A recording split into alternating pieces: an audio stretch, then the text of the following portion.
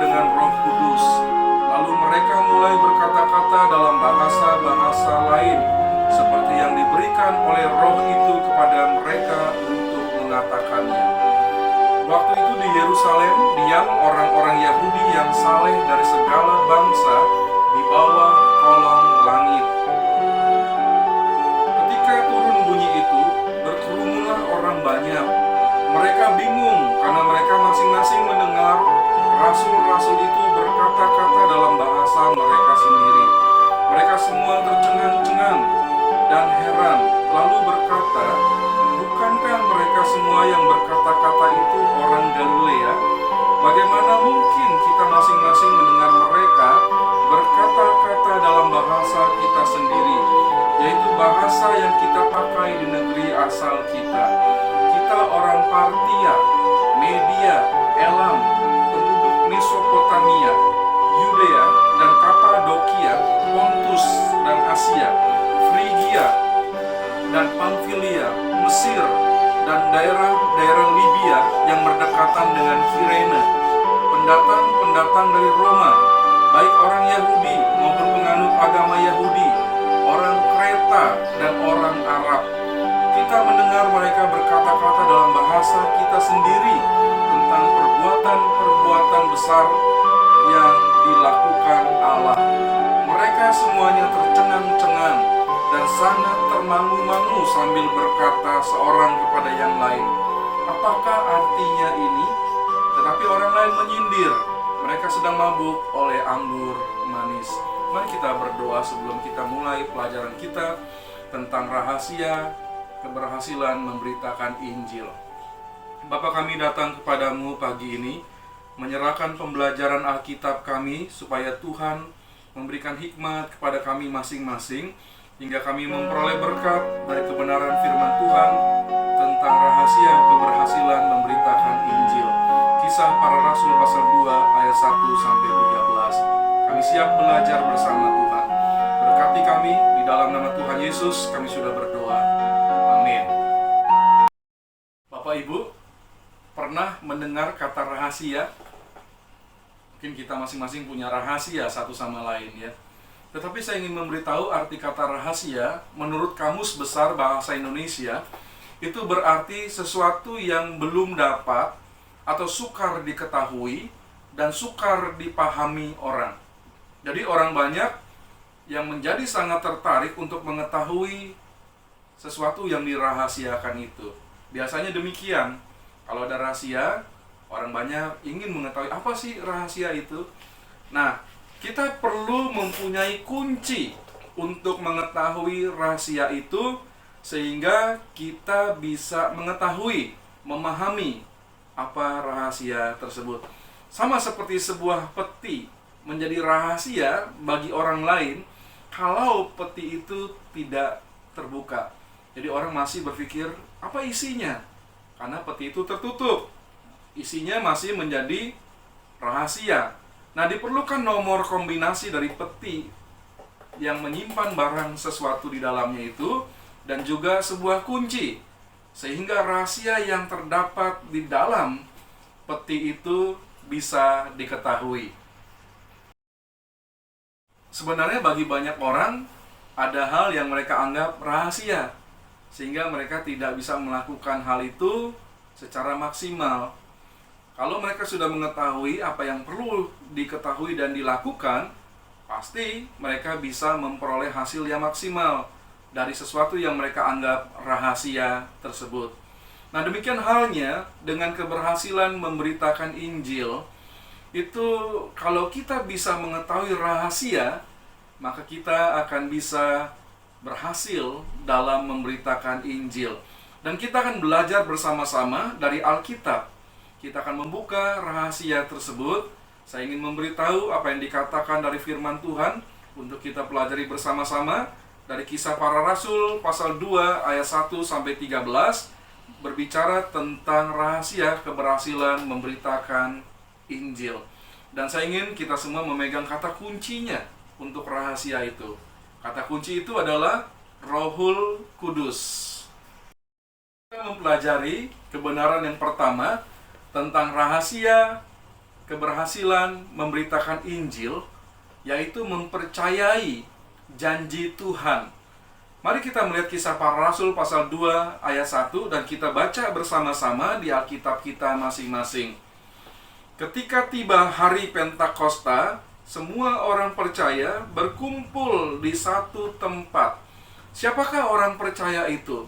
Pasti para rasul dari Yesus Kristus dan orang-orang percaya lainnya yang berkumpul di satu tempat. Nah, kenapa mereka berkumpul di satu tempat? Karena mereka mempercayai janji Tuhan. Bagi kebanyakan orang, kita perlu melihat mereka kurang percaya atas perkataan atau firman Tuhan. Banyak orang yang sudah mendengar firman Tuhan, tetapi di satu saat kemudian mereka tidak yakin bahwa firman itu akan terjadi. Jadi mereka ragu akan perkataan Tuhan. Tuhan Yesus sudah berkata bahwa kita akan selamat melalui iman kepada Dia dan melakukan segala firman-Nya, segala perkataannya. Tetapi tidak sedikit orang yang merasa tidak yakin bahwa keselamatan itu dari Tuhan. Bagaimana dengan para rasul atau murid Yesus itu? Ketika mereka mendapat pesan dari Tuhan untuk tinggal di kota Yerusalem sampai mereka diperlengkapi dengan kekuasaan dari tempat tinggi. Tuhan Yesus sudah mengatakan kepada para rasul itu dari Lukas pasal 24 ayat 49, "Dan aku akan mengirim kepadamu apa yang dijanjikan Bapakku. Tetapi kamu harus tinggal di dalam kota ini, di kota Yerusalem, sampai kamu diperlengkapi dengan kekuasaan dari tempat tinggi." Jadi para rasul sudah mendapat janji Tuhan supaya mereka diam dulu di kota Yerusalem untuk menerima kekuasaan.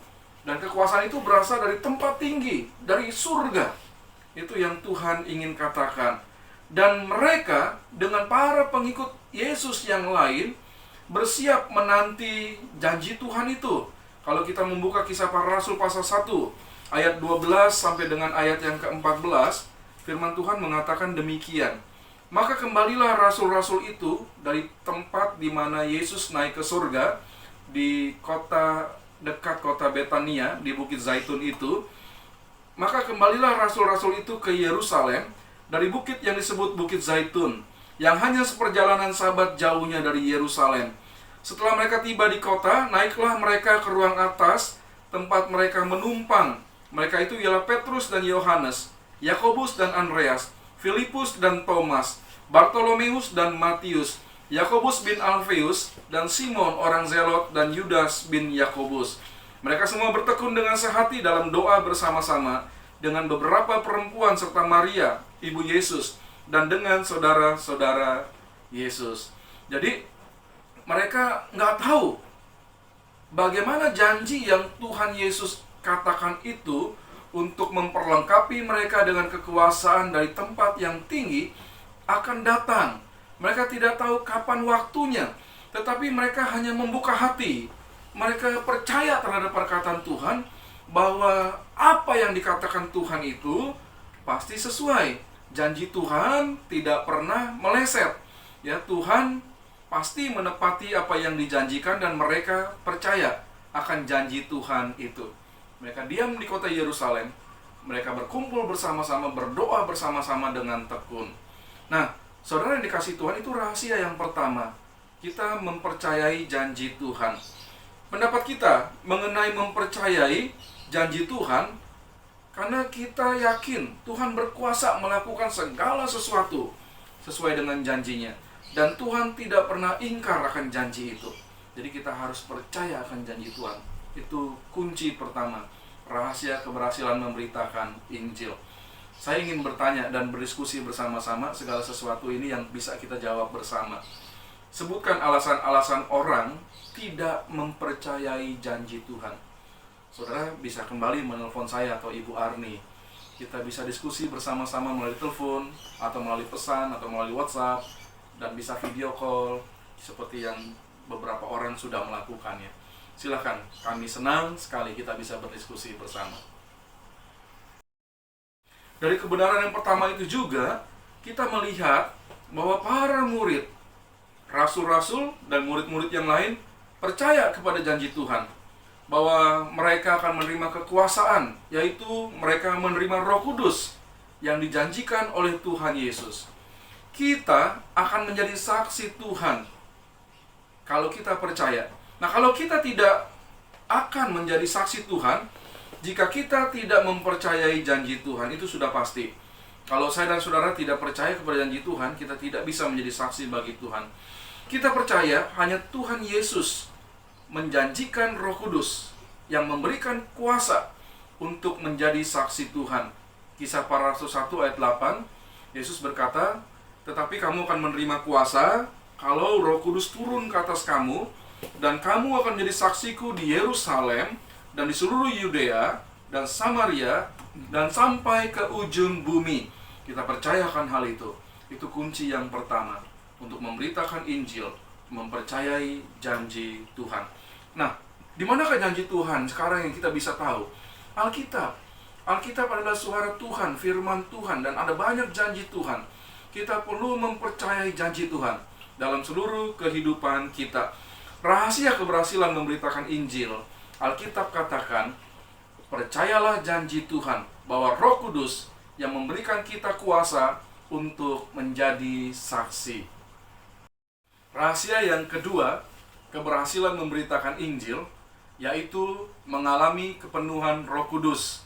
Dari Kisah Para Rasul pasal 2, ayat 2 sampai dengan ayat yang ke-11. Tadi kita sudah membaca firman Tuhan itu. Billy Graham pernah mengatakan dan dicatat dalam sebuah tulisan, jangan kita dikuasai oleh anggur duniawi, tetapi hendaklah kita dikuasai oleh Roh Tuhan. Jangan kita dikuasai oleh iblis, tetapi hendaknya kita dikuasai oleh Tuhan. Kita dinasihati untuk tunduk pada pimpinan Roh Kudus. Kalau Roh Kudus memenuhi kita, Ia akan mengendalikan kita. Hal itu dapat terjadi secara tenang, tanpa luapan emosi. Bahkan tanpa kita sadari, kalau kita bergantung pada Roh Kudus, kita tidak akan bergantung pada kekuatan kita. Kita akan tunduk pada pimpinan dan pengendalian Roh Kudus. Roh Kudus akan memenuhi kita dan memberikan kita kuasanya, sehingga kita dapat melakukan pekerjaan yang Tuhan berikan kepada kita. Itu terdapat dalam Beritakan Injil, Standar Alkitabiah bagi Penginjil, terbitan Lembaga Literatur Baptis Bandung, halaman 94. Bagaimanakah para rasul dan murid-murid Yesus yang lain mengalami kepenuhan Roh Kudus? Firman Tuhan mencatat peristiwa pertama kali Roh Kudus memenuhi seluruh murid Yesus. Ada tanda-tanda yang menyertai hal itu, karena mereka tidak tahu. Mereka belum tahu siapa itu Roh Kudus dan bagaimana Roh Kudus memenuhi mereka. Itu sebabnya mereka mengalami kepenuhan itu disertai dengan tanda-tanda. Turunlah dari langit suatu bunyi seperti tiupan angin keras. Lidah-lidah seperti nyala api yang bertebaran dan hinggap pada mereka masing-masing. Lalu mereka berkata-kata dalam bahasa-bahasa lain. Kisah Para Rasul pasal 2 ayat 2 sampai 4. Jadi para rasul dan murid-murid Yesus yang berkumpul itu, mereka mampu berkata-kata dalam bahasa lain, senolalia. Mereka tidak bisa bahasa-bahasa itu sebelumnya. Tetapi ketika Roh Kudus memenuhi mereka, mereka bisa berbahasa yang tidak mereka kuasai sebelumnya. Seperti tadi yang dikatakan oleh Alkitab, mereka berkata-kata dalam bahasa Partia, Media, Elam, Mesopotamia, dan Arab, dan lain sebagainya. Itu senolalia. Satu hal yang utama yang kita perhatikan sebagai bukti dari orang yang mengalami kepenuhan Roh Kudus sebenarnya adalah dia menyampaikan kesaksian bagi semua orang tentang perbuatan-perbuatan besar yang dilakukan Tuhan.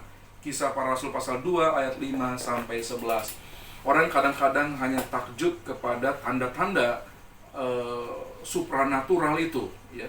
Tetapi sesungguhnya bukti bahwa orang dipenuhi oleh Roh Kudus ketika orang itu menjadi saksi Tuhan yang memberitakan tentang kebesaran Tuhan, keselamatan yang Tuhan berikan, di dalam Yesus Kristus. Itu tanda utama orang yang dipenuhi oleh Roh Kudus. Dan Roh Kudus itu diterima oleh kita ketika kita percaya kepada Yesus sebagai Tuhan dan Juru Selamat.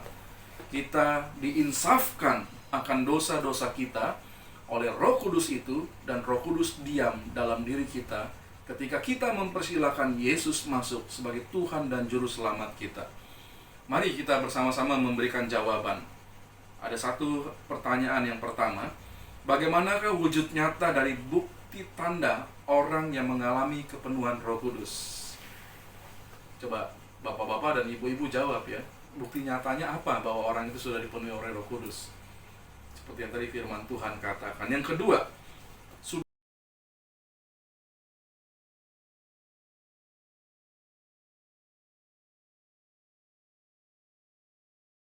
kebenaran yang ketiga tentang rahasia keberhasilan memberitakan Injil.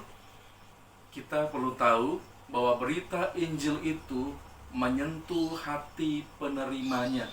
Kisah Para Rasul pasal 2 ayat 12 sampai 13 dan ayat yang ke-37. Mereka semuanya tercengang-cengang dan sangat termangu-mangu sambil berkata seorang kepada yang lain, "Apakah artinya ini?" Tetapi orang lain menyindir, mereka sedang mabuk oleh anggur manis. Lihat pasal 2 ayat yang ke-37. Ketika mereka mendengar hal itu, hati mereka sangat terharu. Lalu mereka bertanya kepada Petrus dan rasul-rasul yang lain, "Apakah yang harus kami perbuat, saudara-saudara?" Saudara lihat, ada respon terhadap berita Injil yang disampaikan. Saya ingin memberitahu supaya kita jangan pernah patah semangat ketika kita memberitakan Injil keselamatan dalam Yesus Kristus. Tugas utama saya, bapak-bapak dan ibu-ibu, adalah memberitakan Injil. Dan hasilnya bukan ukuran kesuksesan kita dalam pemberitaan Injil, tetapi semangat dan kesetiaan kita untuk memberitakan Injil itulah yang menjadi poin utama bagi kita sebagai orang-orang yang percaya. Dan kita melihat respon dari orang-orang yang memberitakan Injil tentang perbuatan besar Tuhan. Mereka ada yang tercengang-cengang dan sangat termangu-mangu karena mereka baru mendengar kebenaran tentang Tuhan yang besar dan segala perbuatannya, termasuk keselamatan yang diberikan kepada manusia di dalam Yesus Kristus. Dan mereka menanyakan tentang hal yang terjadi itu. Tetapi memang ada juga yang menyindir, ada yang nyinyir, ada yang tidak suka ketika ada kebenaran firman Tuhan disampaikan. Nah, saat menerima tanggapan dari penerima berita Injil yang beraneka ragam itu, Petrus kemudian menyampaikan pemberitaan Injil Yesus Kristus dengan jelas dan pengampunan dosa yang ada pada Yesus. Kalau kita nanti membaca di rumah, Kisah Para Rasul pasal 2 ayat 14 sampai dengan 36, Petrus menjelaskan kepada orang-orang Yahudi itu tentang karya-karya Tuhan. Dan kemudian di dalam Yesus Kristus karya Tuhan keselamatan manusia terjadi. Hasilnya dicatat dalam Alkitab. Mereka yang mendengar hal itu, hati mereka sangat terharu. Lalu mereka bertanya kepada Petrus dan rasul-rasul yang lain, "Apakah yang harus kami perbuat, saudara-saudara?" Jadi kita melihat berita Injil akhirnya menyentuh hati penerimanya. Jadi kebenaran ini yang dicatat di dalam Alkitab mengajak saya dan saudara untuk tidak pernah menjadi mundur, menyampaikan berita tentang keselamatan ada dalam Yesus Kristus. Rintangan pasti banyak. Ada orang-orang yang menghalangi kita untuk memberitakan kabar baik, tapi kita terus melakukannya sesuai dengan apa yang Alkitab katakan, bahwa berita Injil itu pasti menyentuh hati penerimanya. Mari kita memberikan jawaban.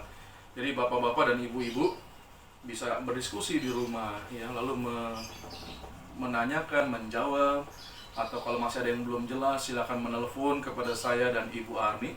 Setiap pertanyaan itu kita bisa diskusikan bersama-sama nantinya. Mari kita memberikan jawaban bersama.